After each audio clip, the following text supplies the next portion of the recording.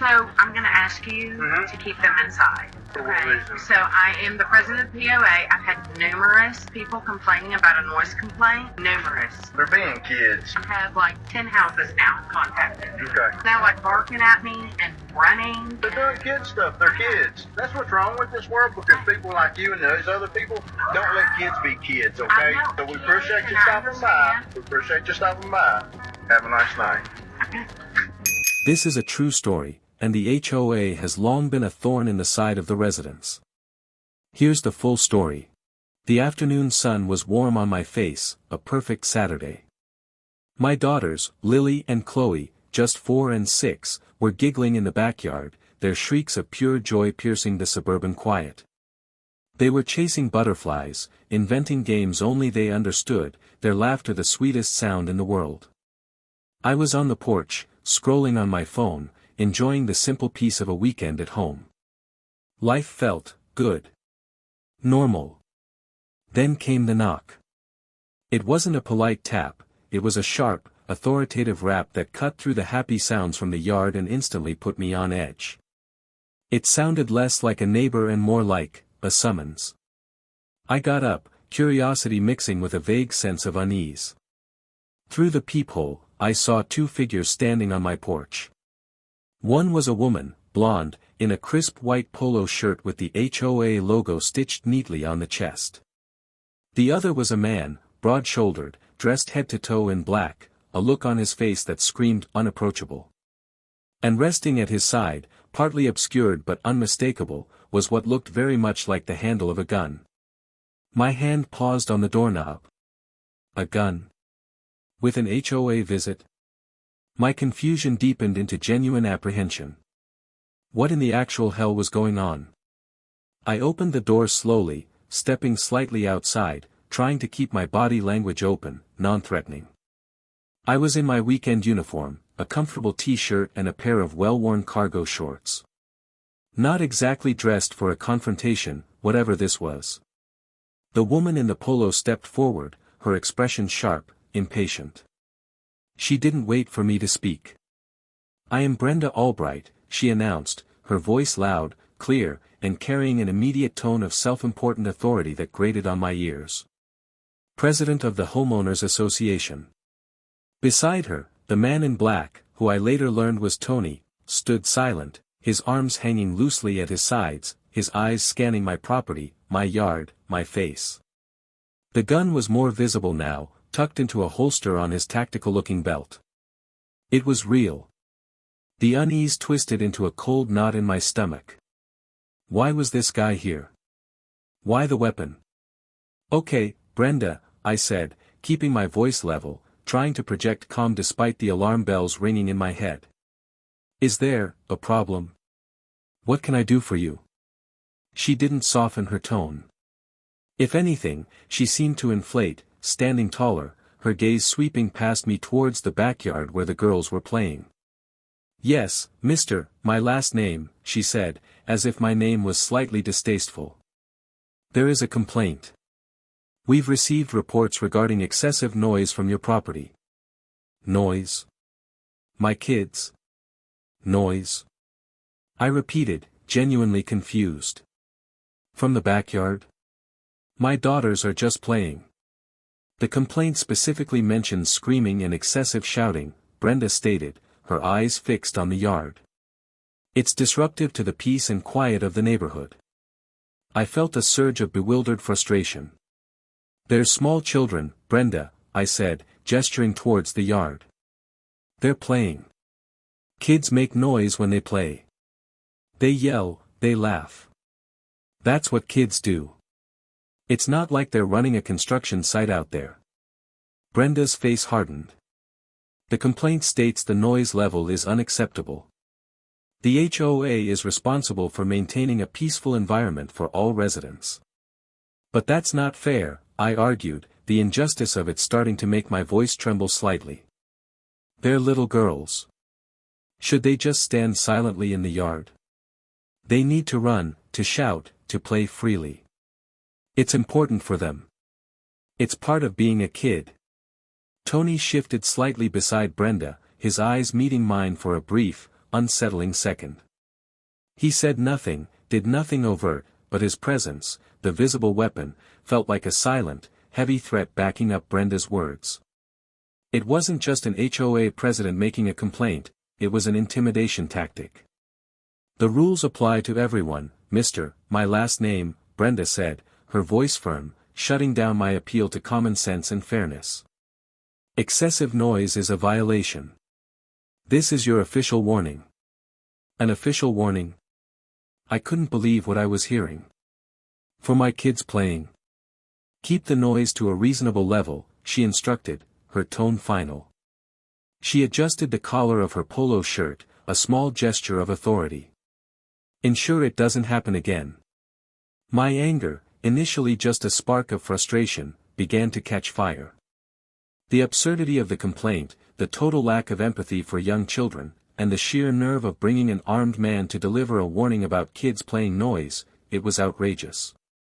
But I looked at Tony, saw the gun again, and felt a cold rush of something that wasn't just anger, but caution. Exploding on my doorstep with this guy standing there didn't feel wise.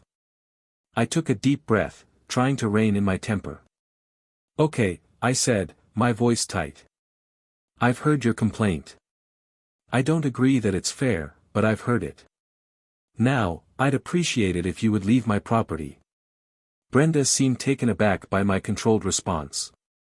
She likely expected me to either cower or explode. You understand the terms of the warning, she pressed. I understand you've given me a warning about my kids playing too loudly, I stated flatly. Yes. Now please leave. She held my gaze for another tense moment, her expression unreadable. Then, with a sharp nod, she turned. Tony turned with her, his movements economical, silent. They walked down my pathway, got into a black SUV parked at the curb, no HOA logo on that vehicle, and drove away. I stood there long after the SUV disappeared, the sounds of my daughter's play suddenly seeming vulnerable, too loud. The encounter left me shaken, angry, and deeply unsettled. The image of Tony, the gun, Brenda's cold eyes, it felt like a violation of my home, my sense of safety. It wasn't just a warning, it felt like a threat. They hadn't just complained about my kids, they had brought intimidation to my front door over childhood laughter. I told my wife, Maria, about it that evening. She was as shocked and angry as I was. An armed man. For kids playing, she exclaimed, her eyes wide. That's insane, Mark. That's not how an HOA operates. Tell that to Brenda, I said, the anger still a hot coal in my chest. She's clearly operating on her own set of rules. Or maybe Tony is some kind of private security she's hired. It doesn't matter. It was designed to intimidate. The incident hung over us. We tried to tell the girls to play a little quieter, which felt like a cruel injustice. Their confusion and the way they had to stifle their natural joy only fueled my resentment towards Brenda and her bizarre, heavy-handed complaint. Every loud laugh from the backyard made me tense up, half expecting the black SUV to reappear. Weeks passed. No more visits, no more complaints about noise. The tension eased slightly, but the memory of that day, of Tony's silent menace and Brenda's arrogant tone, stayed with me. I became more acutely aware of other HOA matters, reading the emails more closely, paying attention to who said what in the community group chat. I saw Brenda's name pop up frequently, usually in announcements about rule enforcement or minor infractions. She cultivated an image of being strictly by the book, efficient, keeping the neighborhood in line. To me, she was just a bully with a power trip and a scary friend. Then, I messed up. It was something mundane, something I genuinely overlooked in the busyness of life. I was doing some landscaping work in the front yard, replacing some old shrubs. I left the pile of dead shrubs and the bags of old mulch at the curb overnight, planning to call for a bulk waste pickup the next morning. It slipped my mind that bulk waste needed to be scheduled in advance and couldn't just be left out indefinitely according to HOA rules. A genuine, albeit careless, mistake.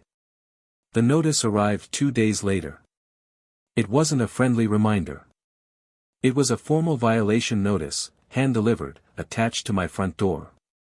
The language was harsh, citing failure to adhere to community waste disposal regulations and detracting from community aesthetic standards.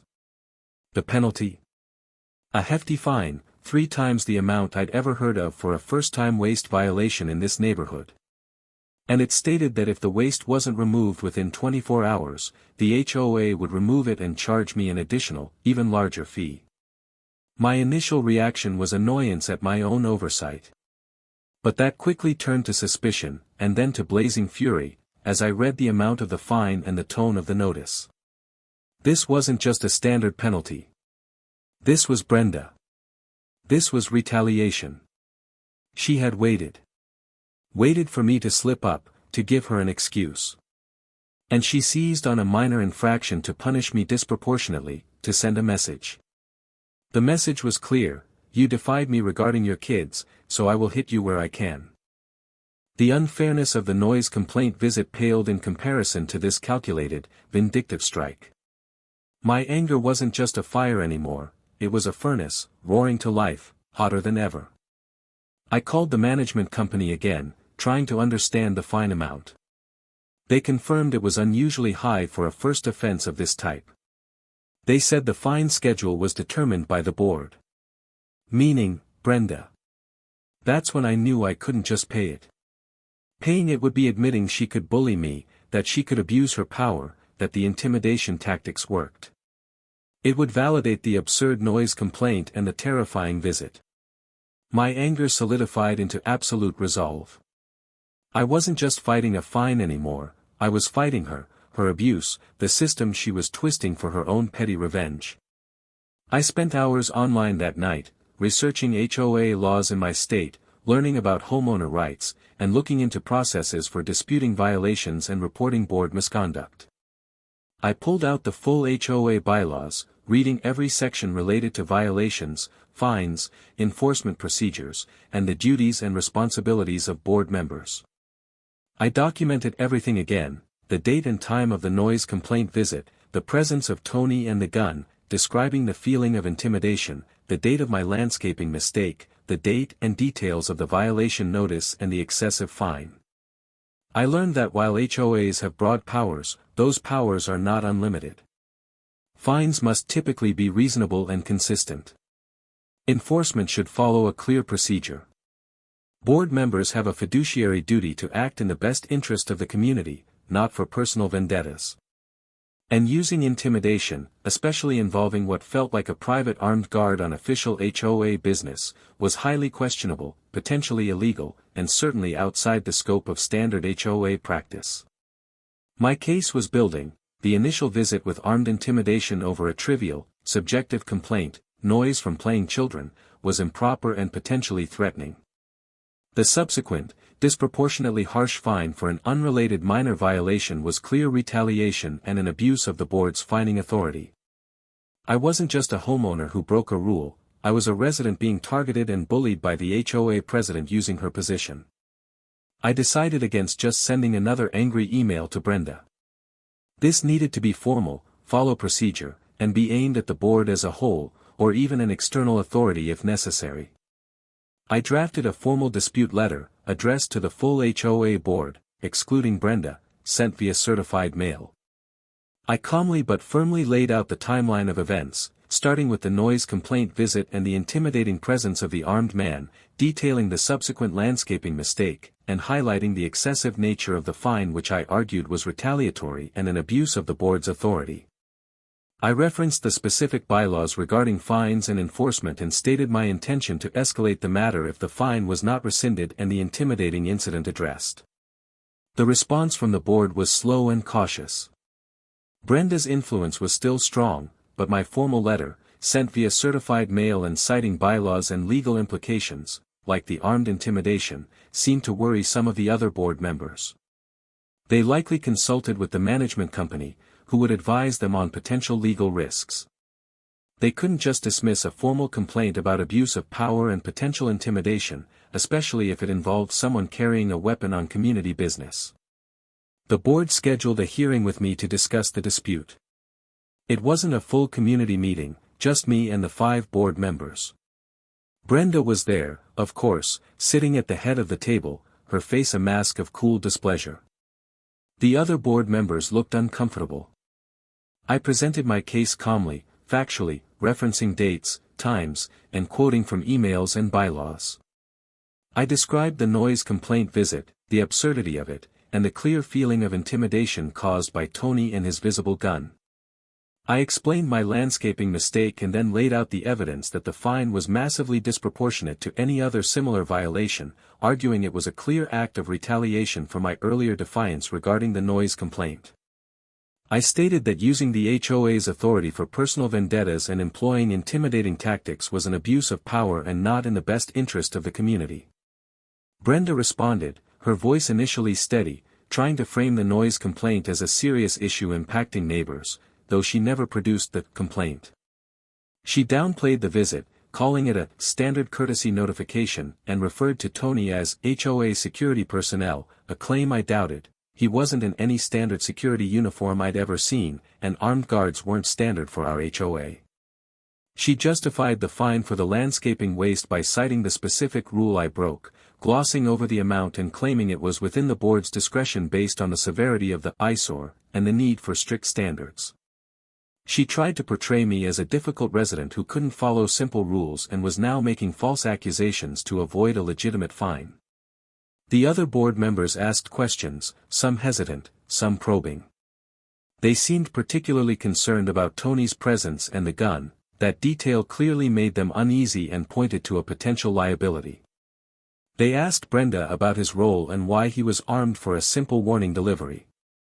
Brenda's answers were evasive, defensive. The hearing ended without a decision. The tension remained high. I had presented my case, faced my accusers, and put the ball back in the board's court.